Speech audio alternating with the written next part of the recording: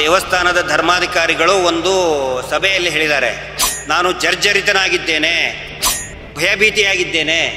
ಇಡೀ ದೇಶವನ್ನೇ ಹೆದರಿಸಿದವರು, ಇಡೀ ದೇಶವನ್ನೇ ಹೆದರಿಸಿದವರು, ಇಡೀ ದೇಶವನ್ನೇ ಹೆದರಿಸಿದವರು, ಎಲ್ಲ ಮುಖ್ಯಮಂತ್ರಿಗಳನ್ನು ಹೆದರಿಸಿದವರು, ಪ್ರಧಾನಮಂತ್ರಿಗಳನ್ನೇ ಕರೆಸಿಕೊಂಡು ಅವರ ಸೇವೆ ಮಾಡಿಸ್ಕೊಂಡಂಥವ್ರು.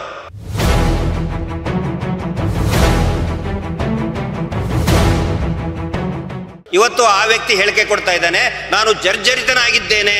ಹಂಗೆ ಹೇಳಿದ ಮೇಲೆ ಇನ್ನೊಂದು ಮಾತು ಹೇಳ್ತಾರೆ ಅವರು, ವೀರೇಂದ್ರ ಹೆಗ್ಗಡೆ ಅವರೇ ನಮ್ಮನ್ನು ಕಾಪಾಡಬೇಕು ಅಂತ ಹೇಳಿ. ಅಂದ್ರೆ ಯಾರ ಕೈವಾಡ ಇದೆ ಅಂತ ಗೊತ್ತಾಯ್ತಲ್ಲ. ನಾ ಹೇಳೋದು ಬೇಡ. ಈಗ ಮಹೇಶ್ ತಿಮ್ರೋಡಿ ಅವರು ಹೇಳ್ತಾ ಇದ್ರು ನಮ್ಮ ಹತ್ರ ವಿಡಿಯೋಗಳೆಲ್ಲ ಇದಾವೆ ಅಂತ. ಸೊ ಇಷ್ಟು ದಿನ ರಿವ್ಯೂ ಮಾಡಿದಿರಾ, ಇವಾಗ ಯಾಕೆ ಒಂದೊಂದೇ ವಿಡಿಯೋ ಬಿಡ್ತಾ ಇದ್ದಾರೆ? ಅಲ್ಲ, ಯಾಕಂತ ಹೇಳಿದ್ರೆ ಇಷ್ಟು ದಿನ ಷಡ್ಯಂತ್ರ ಅಂತ ಏನು ಅಂತಿದ್ದಿಲ್ಲಲ್ಲ.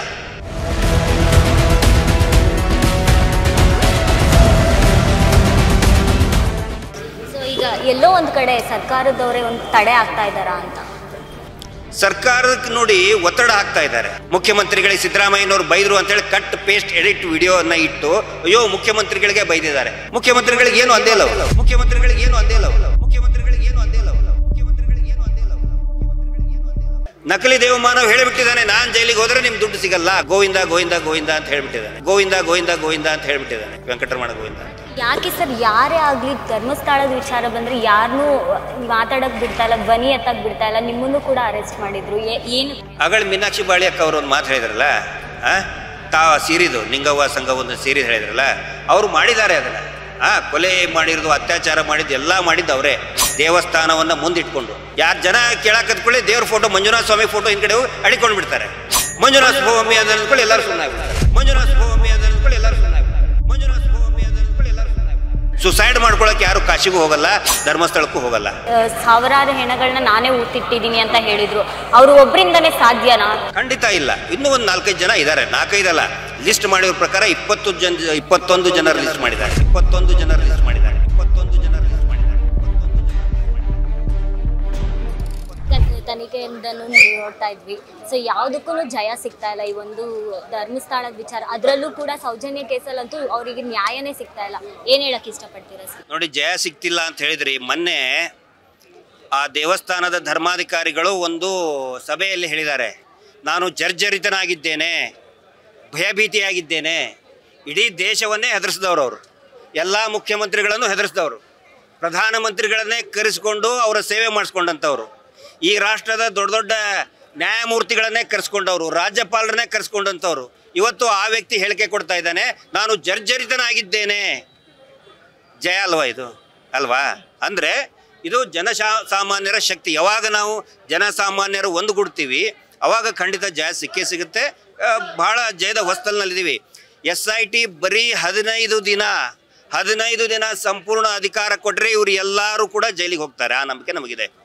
ಸೊ ಈಗ ಚಿನ್ನಯ್ಯ ಅವರಂತೂ ಭೀಮಾ ಅಂತ ವ್ಯಕ್ತಿಯವರು ಬಂದಿದ್ರು. ಸೊ ಅವ್ರು ಏನು ಹೇಳ್ತಾ ಇದ್ರು ಅಂದರೆ ತಲೆಬುಡ ಎಲ್ಲ ನಮ್ಗೆ ಗೊತ್ತಿದೆ, ನಾನೇ ಸತತ ಊತಿಟ್ಟಿದ್ದೀನಿ ಅಂತ ಹೇಳಿದ್ರು. ಸೊ ಯಾಕೆ ಆಗೆಲ್ಲ ತನಿಖೆ ಎಲ್ಲ ಮಾಡಿದಾಗಲೂ ಅವ್ರಿಗೆ ಯಾವುದೇ ಆದ ಮಾಹಿತಿ ಸಿಕ್ಕಿಲ್ಲ ಅಂತ? ನೋಡಿ, ಅವರ ಮಿಸಸ್ಸು, ಚಿನ್ನಯ್ಯ ಅವರ ಮಿಸಸ್ಸು ಒಂದು ಹೇಳಿಕೆ ಕೊಟ್ಟಿದ್ದಾರೆ. ಮುಂಚೆ ಏನು ಹೇಳಿದರು, ಅವ್ರು ಗಿರೀಶ್ ಮಟ್ಟಣ್ಣವ್ರು ಯಾರು ಗೊತ್ತಿಲ್ಲ, ತಿಮರೋಡಿ ಅವರು ಯಾರು ಗೊತ್ತಿಲ್ಲ ಅಂತ ಮಾಧ್ಯಮದಲ್ಲಿ ಬಂದಿದ್ದು ಹೇಳಿದ್ದೇನೆ. ನಮ್ಮ ಮುಂದೆ ಬೇರೆನೇ ಮಾತಾಡಿದ್ದಾರೆ ಅವರು. ವಾಸ್ತವ ಏನಿದೆ ನಮ್ಮ ಮುಂದೆ ಹೇಳಿದ್ದಾರೆ. ಅದಾದಮೇಲೆ ಸ್ವಲ್ಪ ದಿನಕ್ಕೆ ಅದೇ TV ಚಾನಲ್ನವ್ರು ಹೋಗಿ ಕೇಳಿದಾಗ ಅವರು ನಮ್ಮ ಹೆದರಿಸಿದ್ರು, ನನ್ನ ಗಂಡನಿಗೆ ಹೆದರಿಸಿದ್ದಾರೆ ಅಂತ ಹೇಳಿದ್ದಾರೆ. ಹಂಗೆ ಹೇಳಿದ ಮೇಲೆ ಇನ್ನೊಂದು ಮಾತು ಹೇಳ್ತಾರೆ ಅವರು, ವೀರೇಂದ್ರ ಹೆಗ್ಗಡೆ ಅವರೇ ನಮ್ಮನ್ನು ಕಾಪಾಡಬೇಕು ಅಂತೇಳಿ. ಅಂದರೆ ಯಾರ ಕೈವಾಡ ಇದೆ ಅಂತ ಗೊತ್ತಾಯ್ತಲ್ಲ. ನಾ ಹೇಳೋದು ಬೇಡ, ಅವರೇ ಹೇಳಿದ್ರಲ್ಲ. ಯಾಕಂತ ಹೇಳಿದರೆ 30 ವರ್ಷ ಚಿನ್ನಯ್ಯ ಅಲ್ಲಿ ಕೆಲಸ ಮಾಡಿದವನು, ಅನೇಕ ಶವಗಳನ್ನು ಹೂತು ಹಾಕಿದವನು. ಅವರ ವಿರುದ್ಧ ಎದುರು ಹಾಕ್ಕೊಂಡ್ರೆ ಏನಾಗುತ್ತೆ ಅಂತ ಅವ್ರಿಗೆ ಗೊತ್ತಿದೆ. ಅವರ ಪ್ರಾಣ ಉಳಿಸ್ಕೊಳ್ಳೋದಕ್ಕೆ ವೀರೇಂದ್ರ ಹೆಗ್ಗಡೆ ಅವರ ಕಾಲು ಬೀಳ್ತೀನಿ ಅಂತ ಹೇಳ್ತಾ ಇದ್ದಾರೆ. ಇದು ಎಲ್ಲರಿಗೂ ಕೂಡ ಅರ್ಥ ಆಗಿದೆ. ಅವನ ಯಾಕೆ ಟರ್ನ್ ಆದ ಅನ್ನೋದಕ್ಕೆ ಬಹಳ ಸ್ಪಷ್ಟವಾಗಿ ಅವ್ರ ಮಿಸಸ್ ಹೇಳಿದ್ದಾರೆ. ಈಗ ಮಹೇಶ್ ತಿಮ್ರೋಡಿ ಅವರು ಹೇಳ್ತಾ ಇದ್ರು ನಮ್ಮ ಹತ್ರ ವಿಡಿಯೋಗಳೆಲ್ಲ ಇದಾವೆ ಅಂತ. ಸೊ ಇಷ್ಟು ದಿನ ರಿವ್ಯೂ ಮಾಡಿದಿರಾ, ಇವಾಗ ಯಾಕೆ ಒಂದೊಂದೇ ವಿಡಿಯೋ ಬಿಡ್ತಾ ಇದ್ದಾರೆ? ಅಲ್ಲ, ಯಾಕಂತ ಹೇಳಿದ್ರೆ ಇಷ್ಟು ದಿನ ಷಡ್ಯಂತ್ರ ಅಂತ ಏನು ಅಂತಿದ್ದಿಲ್ಲಲ್ಲ ಅಲ್ವಾ? ಈಗ ಇವರು ಅದನ್ನ ಅಸ್ತ್ರ ಬಳಸ್ತಾ ಇದ್ದಾರೆ. ಮುಂಚೆ ಎಲ್ಲ ಷಡ್ಯಂತ್ರನೇ ಹೇಳ್ಕೊಂಡು ಬಂದವ್ರು ಇವರು. ಅದನ್ನೇನು ಈ ಬೇರೆ ಕೆಲವೊಂದಿಷ್ಟು TV ಚಾನಲ್ಗಳು ಸುಳ್ಳು ಹೇಳ್ತಾ ಇದ್ದಾರಲ್ಲ, ಅದ್ರ ಸಲುವಾಗಿ ಇದನ್ನು ಮಾಡಿದ್ದು. ವಾಸ್ತವ ಏನಿದೆ, ಅವ್ರ ಮಿಸಸ್ ನನಗೆ ಹೇಳಿದ್ದಾರೆ, ಅಣ್ಣ ನೀವು ತಲೆ ಕೆಡಿಸ್ಕೊಳಕ್ಕೆ ಹೋಗಬೇಡಿ, ನನ್ನ ಗಂಡ ಶವಗಳನ್ನ ಹೂತಿಟ್ಟ ಶವಗಳನ್ನು ಮೇಲೆ ತಂದನೇ ಮನೆಗೆ ಬರಲಿ. ನಾನು ಎಷ್ಟು ಸರಿ ಹೇಳಿದ್ದೇನೆ ಮನೆಗೆ ಹೋಗ್ಬಾರಪ್ಪ ಅಂತ. ನಾವೇನು ಹೇಳಿದ್ವಿ ಅವನಿಗೆ, ಮನೆಗೆ ಹೋಗ್ಬಾರಪ್ಪ ಅಂತೇಳಿ. ಬೇಡಣ್ಣ, ಅವನು ಅಲ್ಲೇ ಇರಲಿ, ನನ್ನ ಗಂಡ ನಿಮ್ಮ ಹತ್ರನೇ ಇರಲಿ. ಅವನು ಎಲ್ಲ ವೀರೇಂದ್ರ ಹೆಗಡೆ ಜೈಲಿಗೆ ಹೋಗೋವರೆಗೆ ಅವನು ದಾಡಿ ತೆಗೆಯೋದು ಬೇಡ, ಶೇವಿಂಗ್ ಮಾಡ್ಕೊಳ್ಳೋದು ಬೇಡ ಅಂತ ಅದೇ ಹೆಣ್ಮಕ್ಳು ಹೇಳಿದ್ಲು ನಮ್ಮ ಮುಂದೆ. ಸೊ ಈಗ ಎಲ್ಲೋ ಒಂದು ಕಡೆ ಸರ್ಕಾರದವರೇ ಒಂದು ತಡೆ ಆಗ್ತಾ ಇದ್ದಾರಾ ಅಂತ? ಸರ್ಕಾರಕ್ಕೆ ನೋಡಿ ಒತ್ತಡ ಹಾಕ್ತಾ ಇದ್ದಾರೆ, ಬೇರೆ ಬೇರೆ ರೀತಿಯಲ್ಲಿ ಒತ್ತಡ ಹಾಕ್ತಾ ಇದ್ದಾರೆ. ಈಗ ನೋಡಿ, ವಿಧಾನಸಭೆಯಲ್ಲಿ ಮಾನ್ಯ ಆರ್ ಅಶೋಕ್ ಅವರು ವಿಧಾನಸಭೆಯ ವಿರೋಧ ಪಕ್ಷದ ನಾಯಕರಾಗಿ 2 ವರ್ಷದ ಹಿಂದಿಂದ ಒಂದು ಫೋರ್ಜಡ್ ವಿಡಿಯೋ ತೋರಿಸ್ತಾರೆ. ಮಹೇಶ್ ಶೆಟ್ಟರು ಮುಖ್ಯಮಂತ್ರಿಗಳಿಗೆ ಸಿದ್ದರಾಮಯ್ಯನವರು ಬೈದರು ಅಂತೇಳಿ ಕಟ್ ಪೇಸ್ಟ್ ಎಡಿಟ್ ವಿಡಿಯೋನ ಇಟ್ಟು ಅಯ್ಯೋ ಮುಖ್ಯಮಂತ್ರಿಗಳಿಗೆ ಬೈದಿದ್ದಾರೆ. ಮುಖ್ಯಮಂತ್ರಿಗಳಿಗೆ ಏನು ಅಂದೇ ಇಲ್ಲ ಅವರು. ಸುರೇಶ್ ಕುಮಾರ್ ಅವರು ಅದ್ರ ಬಗ್ಗೆ ಮಾತಾಡ್ತಾ ಇದ್ದಾರೆ. ಅಂದರೆ ಇವರೆಲ್ಲ ಪ್ರಜ್ಞಾವಂತರು ಅಂತ ಕರೆಸ್ಕೊಂಡವ್ರೆ ಯಾರೋ ಒಬ್ಬರ ನಕಲಿ ವಿಡಿಯೋನ ಇಟ್ಟು ಮಾತಾಡ್ತಾರೆ ಅಂತ ಹೇಳಿದರೆ ಇವರು ಎಷ್ಟು ಪ್ರಭಾವಕ್ಕೊಳಗಾಗಿದ್ದಾರೆ. ಇದಕ್ಕೆ ಒಂದೇ ಒಂದು ಮೂಲ ಕಾರಣ ಏನಂತ ಹೇಳಿದರೆ, ಈ ಮೀಟರ್ ಬಡ್ಡಿ ದಂಧೆ ಏನು ಮಾಡ್ತಾರಲ್ಲ ದಲ್ಲಿ ಇವರು ಎಲ್ಲ ಅನೇಕ ರಾಜಕೀಯ ಪಕ್ಷಗಳ ಮುಖಂಡರ ದುಡ್ಡು ಇದೆ, ಬಡ್ಡಿಗೆ ಬಿಟ್ಟಿದ್ದಾರೆ, ಅವ್ರ ಹೂಡಿಕೆ ಇದೆ. ಇವ್ರು ನಕಲಿ ದೇವಮಾನವ್ ಹೇಳಿಬಿಟ್ಟಿದ್ದಾನೆ, ನಾನು ಜೈಲಿಗೆ ಹೋದರೆ ನಿಮ್ಮ ದುಡ್ಡು ಸಿಗಲ್ಲ, ಗೋವಿಂದ ಗೋವಿಂದ ಗೋವಿಂದ ಅಂತ ಹೇಳಿಬಿಟ್ಟಿದ್ದಾನೆ, ವೆಂಕಟರಮಣ ಗೋವಿಂದ. ಯಾಕೆ ಸರ್ ಯಾರೇ ಆಗಲಿ ಧರ್ಮಸ್ಥಳದ ವಿಚಾರ ಬಂದರೆ ಯಾರನ್ನೂ ಮಾತಾಡೋಕೆ ಬಿಡ್ತಾ ಇಲ್ಲ, ಧ್ವನಿ ಎತ್ತಕ್ಕೆ ಬಿಡ್ತಾ ಇಲ್ಲ. ನಿಮ್ಮನ್ನು ಕೂಡ ಅರೆಸ್ಟ್ ಮಾಡಿದ್ರು, ಏನು?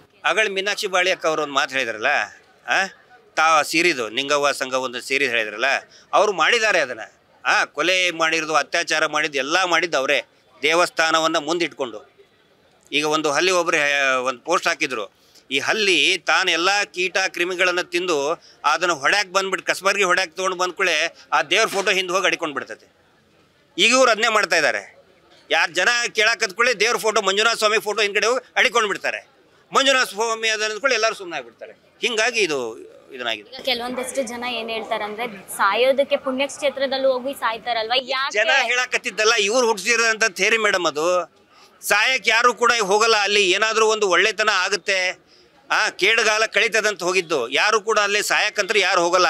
ಕಾಶಿಗೂ ಕೂಡ ಸಾಯಕ್ಕೆ ಹೋಗೋದಿಲ್ಲ. ವಯಸ್ಸಾದ ಮೇಲೆ ಜೀವ ಅಲ್ಲೇ ಬಿಡಬೇಕು ಅಂತ ಹೋಗ್ತಾರೆ ಹೊರತು ಸುಸೈಡ್ ಮಾಡ್ಕೊಳಕ್ಕೆ ಯಾರು ಕಾಶಿಗೂ ಹೋಗಲ್ಲ, ಧರ್ಮಸ್ಥಳಕ್ಕೂ ಹೋಗಲ್ಲ.